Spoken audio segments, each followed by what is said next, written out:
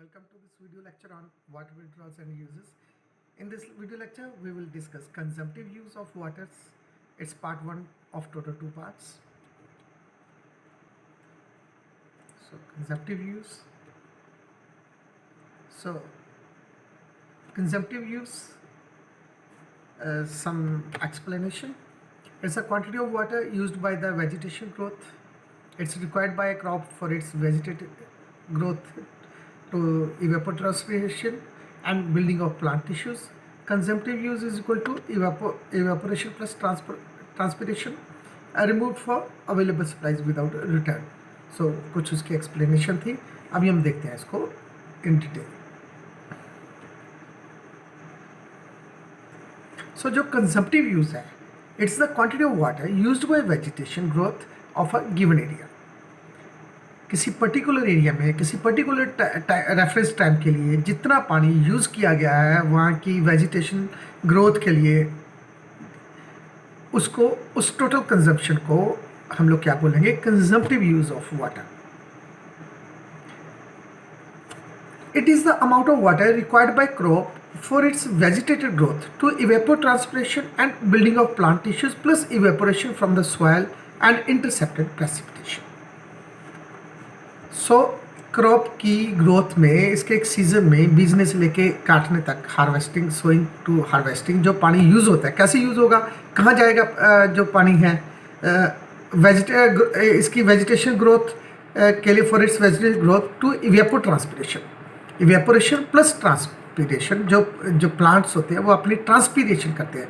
जो पानी है क्रॉप्स में से होता हुआ वो सनलाइट के इसकी फूड प्रोसेसिंग के लिए यूज़ होता है और ultimately it's lost by evaporation from its leaves. It's called transpiration. तो इवेपोरेशन प्लस ट्रांसपिरेशन का कम्बिनेशन, ये जो वाटर लॉस है, building of plant tissues plus evaporation from soils जो है, ये इवेपोट्रांसपिरेशन कहलाएगा. एंड इंटरसेप्टेड प्रेसिपिटेशन, जो पानी रुक जाता है उस एरिया से बाहर नहीं जाता है, इंटरसेप्ट हो गया है. ये टोटल जो पानी है ये इसको कंजप्शन माना जाएगा जितना पानी रिलीज हुआ. फर्दर देखते हैं और क्लियर करते हैं डेफिनेशन को. Consumptive water use is water removed from available supplies without return to a water resource system. तो पानी यूज का मतलब क्या हुआ? जो हमने यूज कर लिया, मीन्स वाटर रिसोर्स से पानी लिया, आगे किसी भी, चाहे उसी या किसी और वाटर रिसोर्स में वो पानी नहीं गया, तो इस टोटल लॉस प्लस यूजेस जो भी है, दोनों का जो डिफरेंस है, that is the consumptive use of water. Example क्या हुई इसकी? पानी कहाँ गया? जो वाटर सोर्स से आया लेकिन वाटर सोर्स में वापस नहीं गया, तो वो that water is used in manufacturing, agriculture, food preparation and is not return to either stream or any river or any water treatment plant. तो ये जो पानी है बीच में गुम हो गया, इसको हम कंजप्टिव यूज ऑफ वाटर बोलेंगे. Mathematically it's expressed as consumptive use is equal to evaporation plus transpiration. It's expressed in terms of depth of water. Means जो कंजप्टिव यूज की यूनिट है, it's the same as that unit which is used for expressing depth of the water. Consumptive use जो होती है, total उस area में कितनी evaporation हुई प्लस उस एरिया में टोटल कितनी ट्रांसपिरेशन हुई. ट्रांसपिरेशन जो हुई मीन जो पानी प्लांट्स ने ज़मीन में से लिया, उसके थ्रू पास हुआ, उसकी फूड प्रोसेसिंग में, ट्रांसपिरेशन में काम आया और ड्यू टू सनलाइट जो है उड़ गया. ये टोटल कंजम्पशन है उस एरिया की. As the amount of water use, plus इसमें एक्चुअली तो होता है metabolic water used also, but that is very insignificant. As the amount of water used by plants for metabolic process is insignificant, less than 1%, so evapotranspiration in all means it's synonymous with consumptive use. Evaporation plus transpiration is equal to consumptive use of water for that particular period of time.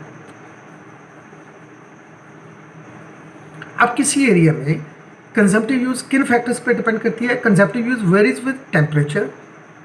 Temperature कम है या ज़्यादा है, evaporation obviously ज़्यादा हो जाएगी temperature के साथ. ह्यूमिडिटी कितनी है, ज़्यादा ह्यूमिडिटी होगी तो लॉस लेस होगा. विंड स्पीड क्या है, विंड स्पीड के साथ जो है इवेपोरेशन बढ़ जाती है, दिन हो चाहे रात हो, रात को भी बराबर रहती है रादर। टोपोग्राफी उस एरिया की क्या है, कितना पानी वहाँ पे जो है स्टोरेज हो जाती है, जितनी स्टोरेज ज़्यादा रहेगी उतना पानी इवेपोरेट होगा इवेंचुअली। सनलाइट आवर्स क्या है, मतलब ड्यूरेशन ऑफ डे क्या है, पीरियड ऑफ द ईयर ये कौन सा है जिस पीरियड की हम लोग कंजप्टिव यूज़ कैलकुलेट करना चाह रहे हैं।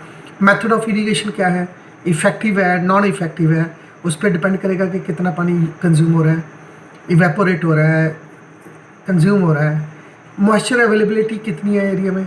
ठीक, इन ये सारे फैक्टर्स हैं जो कंजप्टिव यूज़ को जो है इन्फ्लुएंस करते हैं।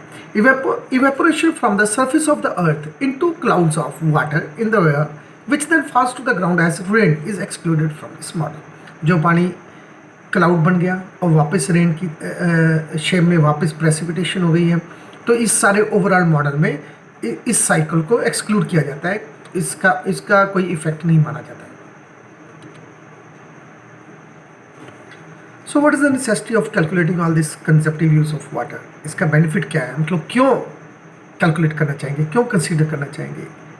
ठीक, there are some factors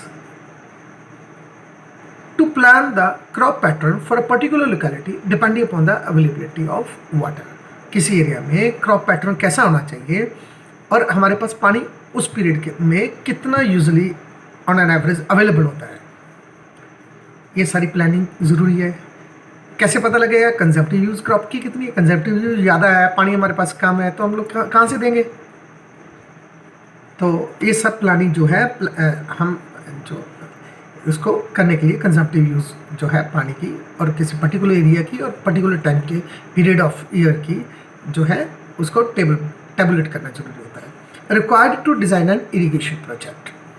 irrigation project आप बनाना चाह रहे हो तो हमें पता होना चाहिए कि वाटर रिक्वायरमेंट्स उस एरिया की, जो कैचमेंट वो जो कमांड एरिया रहेगा इसका, उसकी टोटल वाटर रिक्वायरमेंट क्या है, किस पीरियड में कितनी है। required to determine the quantity of water to be released from the reservoir or irrigation project। अगर रेजर्वायर हमने स्टोरेज हमारे पास है, सोर्सेज ऑफ वाटर हमारे पास है, प्रोजेक्ट में है, तो किस पीरियड में कितना पानी हमें रिलीज़ करना है, कितना पानी रिलीज़ करना है, जितनी ज़रूरत है। ज़रूरत से ज़्यादा करेंगे तो वेस्टेज हो जाएगी, ज़रूरत से कम करेंगे तो जो प्रोडक्ट है, जो क्रॉप यील्ड है वो कम रह जाएगी। In kharif season consumptive use is less as compare to rabi season. आमतौर पे खरीफ सीजन की कंजप्टिव यूजेस कम होती है as compare to rabi season. It's due to season, जो भी अभी कुछ फैक्टर्स लास्ट स्लाइड में किए थे। The amount of water required to compensate the evapotranspiration loss from the cropped field is defined as crop water requirement. ये कुछ consumptive use के रिगार्डिंग कुछ फैक्ट्स और हैं जो मैंने कंपाइल किए हैं। The amount of water required to compensate the evapotranspiration loss from the cropped field is defined as crop water requirement। crop water requirement क्या हुई, दोबारा से मैं बोल रहा हूँ कि ये जो evapotranspiration में पानी लॉस हो गया, गुम हो गया, उसको क्या बोलेंगे, क्रॉप वाटर रिक्वायरमेंट। जो हमारी क्रॉप है, जिस क्रॉप पे, जिस फसल पे हमारा फोकस है, उस फसल की सीजन में, उसके क्रॉप पीरियड में कितना पानी टोटल ट्रांसपीरेशन हुई, कितने पानी की इवेपोरेशन हुई, वो टोटल उसको क्या बोलेंगे, crop water requirement. Although the values for crop evapotranspiration and crop water requirement are identical. So देखने में दोनों बराबर लगते हैं। क्रॉप वाटर रिक्वायरमेंट किसको बोला हमने, total of evaporation plus total of जो है ट्रांसपिरेशन, दोनों का टोटल है। लेकिन crop water requirements refers to, इससे हम भाव किस चीज़ का लेंगे, amount of water that needs to be supplied, while crop evapotranspiration refers to the amount of water that is lost through the evapotranspiration। थोड़ा समझने वाली बात है। क्रॉपर वाटर रिक्वायरमेंट मीन्स जितना पानी हमें देना है, और इवेपोट्रांसपिरेशन मीन्स क्रॉप इवेपोट्रांसपिरेशन, जितना पानी इवेपोरेशन प्लस ट्रांसपिरेशन में लूज होना है। दोनों ऑलमोस्ट आइडेंटिकल है, लेकिन दोनों के मतलब भाव हमें अलग से लेना है, कितना पानी हमें देना है और कितना पानी लूज होना है।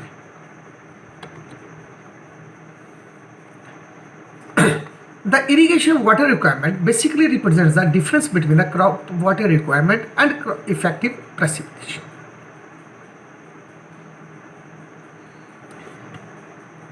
क्रॉप वाटर रिक्वायरमेंट क्या थी? अभी हमने किया था, क्रॉप वाटर रिक्वायरमेंट थी कि कितना पानी हमें उस क्रॉप को उस क्रॉप पीरियड के लिए प्रोवाइड करना है।